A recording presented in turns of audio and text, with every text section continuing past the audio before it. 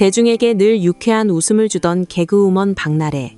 그녀의 이름 뒤에 붙은 전 매니저와의 진실 공방이라는 타이틀은 그 자체로 충격이었습니다. 사건 초기. 사람들은 설마 그 정도겠어? 라며 반신반의했습니다. 하지만 하나둘씩 공개되는 카카오톡 대화 내용과 녹취록의 실체는 우리의 상상을 뛰어넘는 것이었습니다. 단순히 성격이 까칠한 연예인의 히스테리가 아니었습니다. 이것은 한 인간의 존엄성을 돈과 권력으로 서서히 무너뜨리는 아주 정교한 시스템의 문제였기 때문입니다. 지금 여론을 뒤집기 위해 매니저가 법인카드를 막 썼다. 합의금을 노린 폭로다라는 자극적인 프레임들이 쏟아져 나오고 있습니다. 하지만 우리는 이 소음 속에 숨겨진 진짜 팩트를 봐야 합니다. 공항 출국장을 역주행하게 만든 권력, 대리 처방이라는 불법의 경계, 그리고 선배의 약점을 잡으라는 비정한 지시까지. 오늘은 감정을 배제하고 공개된 증거와 정황만을 토대로 이 사건을 완벽하게 재구성해 보겠습니다. 왜 이 사건이 단순한 갑질을 넘어선 인권 침해인지 그 서늘한 진실을 끝까지 파헤쳐 보겠습니다.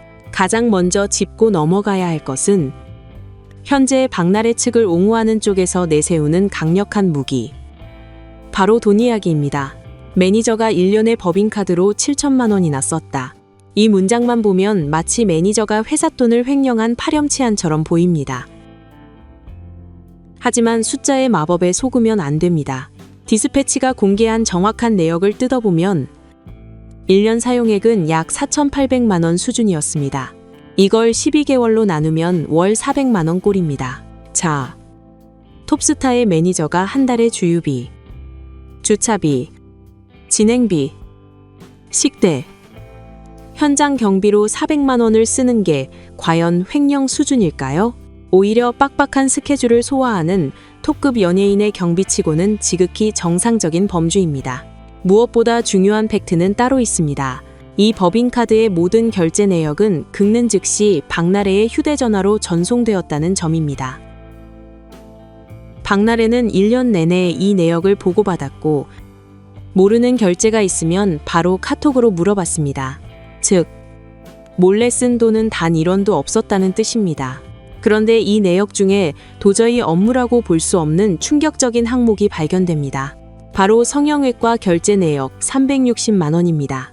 이걸 두고 처음에는 매니저가 자기 성형비로 쓴 거 아니냐는 의혹이 제기됐습니다. 하지만 진실은 정반대였습니다. 그 돈은 박나래 어머니의 시술 비용이었습니다. 매니저가 법인카드로 결제하고 어머니를 모시고 약까지 타드리는 과정이었습니다. 심지어 박나래는 이 결제 보고를 받고 고마워요라고 답장까지 했습니다. 이게 무슨 뜻일까요? 사건이 터지기 전까지는 가족의 사적인 비용을 회사 돈으로 처리하는 것을 당연한 관행으로 여겼다는 증거입니다. 이제 와서 관계가 틀어지니 서로 합의하에 썼던 돈을 뭉뚱그려 매니저가 돈을 많이 썼다고 공격하는 것. 이것은 치졸한 책임 전가이자 사건의 본질인 갑질을 돈 문제로 덮으려는 전형적인 물타기 전략입니다. 돈 문제가 핑계에 불과하다는 것을 알았다면 이제 진짜 문제인 관계의 구조를 봐야 합니다. 많은 분이 경악했던 2023년 11월 4일 인천공항 사건. 이 사건이 왜 그토록 심각한 문제인지 법적, 절차적 관점에서 뜯어보겠습니다. 당시 두 사람은 출국 심사, 보안 검색을 모두 마치고 탑승 게이트 앞에 있었습니다. 법적으로 이미 출국자 신분이었고 비행기에 타기만 하면 되는 상황이었습니다. 그런데 박나래는 집에 있는 샤넬 백을 가져다 달라고 지시합니다. 여기서 중요한 점은 당시 박나래의 손에 이미 명품 구찌 가방이 들려 있었다는 사실입니다. 즉, 샤넬 백은 방송에 꼭 필요한 소품도 아니었고 없으면 큰일 나는 물건도 아니었습니다. 단지 본인의 기분, 저것도 들고 가고 싶다는 단순한 욕구를 위해 매니저를 희생시킨 겁니다. 매니저 A씨는 이 말도 안 되는 지시를 수행하기 위해 범법자가 된 기분을 느껴야 했습니다. 항공사 직원에게 약을 두고 왔다고 거짓말을 해서 출국을 취소시키고 법무부 직원의 의심스러운 눈초리를 받으며 역심사를 받고 세관 구역을 거꾸로 통과해 다시 입국장으로 빠져나와야 했습니다.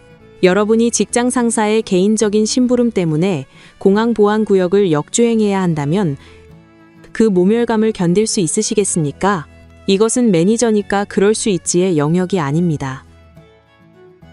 국가 보안 절차와 공항 시스템을 개인의 사적인 심부름 센터 취급한 오만함의 극치입니다. 이 사건 하나만으로도 박나래가 매니저를 동료가 아닌 자신의 손발을 대신하는 도구로 인식했다는 사실이 명백해집니다. 하지만 공항 사건보다 더 심각한 것은 바로 의료와 관련된 불법적인 지시들입니다. 매니저 A씨는 미혼 여성이었습니다. 그런 그녀에게 박나래는 자신의 산부인과 약을 대리 처방받아 오라고 지시합니다. 이유는 단 하나. 본인의 진료 기록을 남기고 싶지 않아서였습니다. 카톡 내용을 보면 A씨는 분명히 거부 의사를 밝힙니다. 제가 진료받아야 하는 거죠? 제 진료 데이터 더러워지는 게 정말 싫습니다. 이것은 단순한 투정이 아니라 자신의 의료 기록이 타인의 병력으로 오염되는 것에 대한 정당한 항변이었습니다. 하지만 박나래는 기록 안 남게 해달라며 재차 요구를 관철시킵니다. 이것은 명백한 의료법 위반 소지가 다분한 행위입니다. 나아가 박나래는 매니저에게 자신의 산부인과 검진 결과를 마치 보호자에게 보고하듯 상세히 설명합니다. 검진 다 했고 주사 맞았다. 활발한데 많이 말랐다더라. 직장 상사의 내밀한 신체 정보를 원치 않게 들어야 하는 부하 직원의 심정은 어땠을까요? 이는 명백한 성적, 정서적 괴롭힘에 해당할 수 있습니다. 또한 박나래 남동생의 건강검진 예약부터 준비물 챙기기, 어머니 지인의 성형외과 상담 사진 찍어 보내기 등 박나래의 가족과 지인들까지 매니저를 마치 개인 비서처럼 부렸습니다. 이 모든 과정에서 매니저의 자아는 없었습니다. 오직 박나래와 그 가족의 편의를 위한 대행자로서의 삶만 강요받았을 뿐입니다. 그리고 이번 폭로전에서 가장 충격적인, 어쩌면 형사사건으로 비화할 수 있는 내용이 등장합니다. 바로 녹취 지시입니다. A씨의 주장에 따르면 박나래는 소속사 JDB 엔터테인먼트와의 재계약 시즌이 다가오자 매니저에게 은밀한 지시를 내립니다. 선배 김준호, 김대희와 술자리를 가질 때 대화 내용을 녹음해라. 약점이 될 만한 것들을 수집해라. 이것이 사실이라면 이는 단순한 갑질을 넘어선 범죄 모의에 가깝습니다. 자신을 키워준 선배이자 소속사의 수장인 사람들의 뒤를 캐기 위해 가장 가까운 매니저를 스파이로 활용하려 한 것입니다.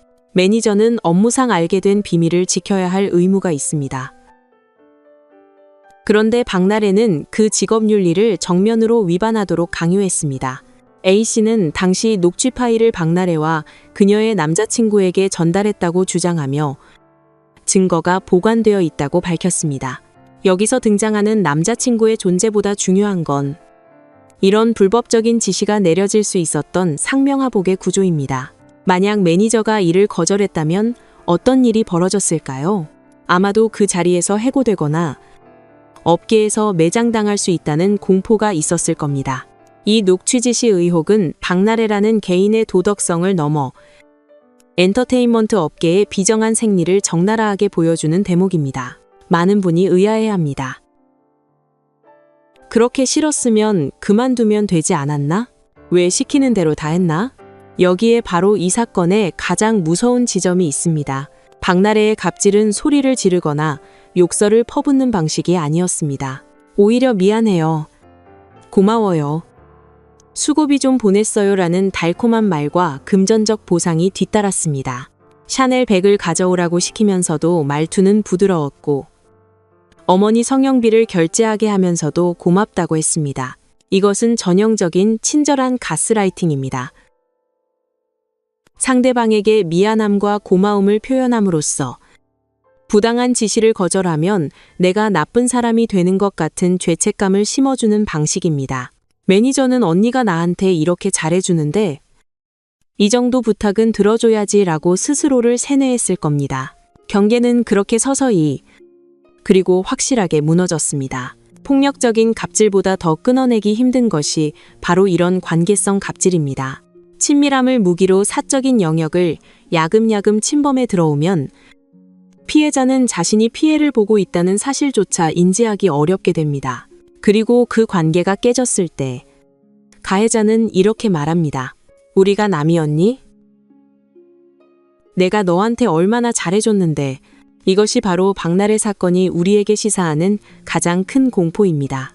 지금까지 박나래와 전 매니저 사건을 둘러싼 5가지 핵심 쟁점을 분석해 보았습니다. 이 사건을 돈 문제로 몰아가려는 시도는 실패했습니다.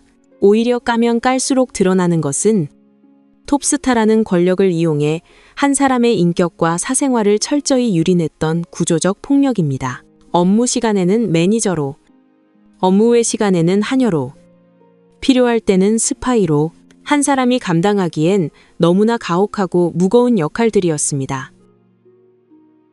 어쩌면 박나래 씨 본인은 정말로 몰랐을 수도 있습니다. 자신의 부탁이 명령이 되고 자신의 호의가 독이 되었다는 사실을 말입니다.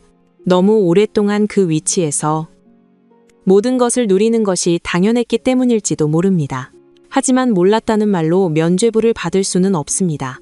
누군가의 삶을 함부로 침범한 대가는 반드시 치러야 합니다.